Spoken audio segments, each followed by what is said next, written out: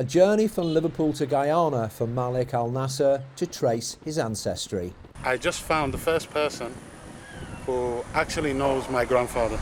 But what Malik uncovered was a secret history of the slave trade and his family's links not just to the slaves but to one of the richest, most important dynasties who made their vast wealth off the backs of slave labour and used it to build modern-day Liverpool. They were building ships in Glasgow, they were trading the commodities in Liverpool, and they were managing the slave plantations and the production of commodities in Demerara. They took Liverpool from being a town and turned it into the city that it is today. We first met Malik in 2021 when his book Letters to Gil was published. It told the story of his traumatic early life in Liverpool care homes and how a chance meeting with the poet Gil Scott Heron turned his life around.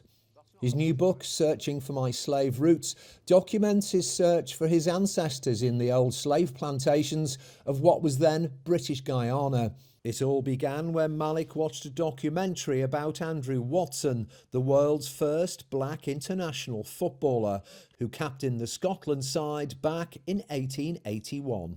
The thing about this guy was he looked just like me. He came from Demerara in what was then British Guyana. I was Mark Watson. I changed my name to Malik Al Nasir when I become a Muslim. So I'm in this situation now where I can see this guy who looks like me, who comes from the same part of Demerara as my dad comes from, who's got the family name of my father's family. And I'm thinking, am I connected to this guy in some way? And that was the beginning of the journey for me. Malik travelled to modern-day Guyana and found out he was indeed related to Andrew Watson as a distant cousin. But he also found out he and his ancestors were related to Samuel Sambbach, a rich founding father of Liverpool, whose vast wealth as part of the Sambbach Tinney dynasty derived from the slave-driven sugar plantations of Demerara in British Guyana. Sambbach Tinney as an entity is interwoven throughout the whole story. Samuel Sambbach was the mayor of Liverpool in 1831. He founded the Bank of Liverpool. He was among the founding proprietors of the Liverpool Royal Institution on Colquitt Street, which actually was the foundation for what is today Liverpool University and John Moores University. These guys were instrumental in so much of, managing the British Empire at one point. It was almost absurd that nobody had ever heard of them. Malik would buy up letters and documents from eBay and online collectors to help him build up a picture of the Sambbach Tinney dynasty, their wealth matched only by their cruelty. They classed the African people as livestock. They weren't classed as people. So they would bring them into the barn, strip them naked, examine them, make them jump and dance around, pull them and prod them, and then literally sell them. And these plantation owners were having sexual relations with their slaves all of the time, weren't they? Once a woman was owned, she was considered to be sexually available, which meant that any white man could exploit her sexually and she had no right to refuse. They had kind of raped their way into my family tree.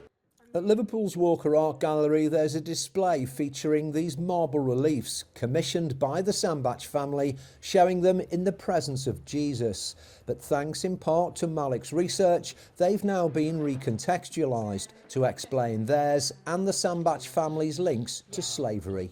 Having someone like Malik, who's a descendant of the Sambbach Tinney family, was just a really, really important part of bringing those histories back to Liverpool, back to the local people, and also thinking about the hardships of Malik's life, and really, really thinking about how it's still affecting people today, these histories. And I think that was the key part of this project, is really thinking about how it resonates today. Malik amassed a huge archive of information and documents relating to the Sambbach Tinney dynasty. The archive has now been digitised and will be publicly available online later this month via Cambridge University Library, an invaluable resource for future historians and the legacy of Malik's years of tireless research. Tim Scott, ITV News, Liverpool.